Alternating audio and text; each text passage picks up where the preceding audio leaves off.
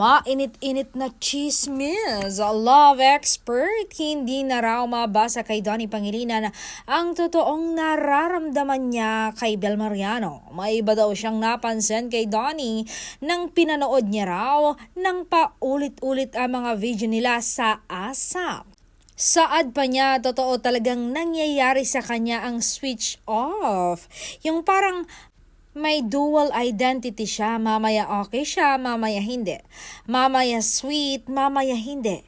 Kaya't mahirap na raw basahin kung mahal niya ba o utos lang, ginagawa lang niya ang trabaho. Ano sa palagay niyo?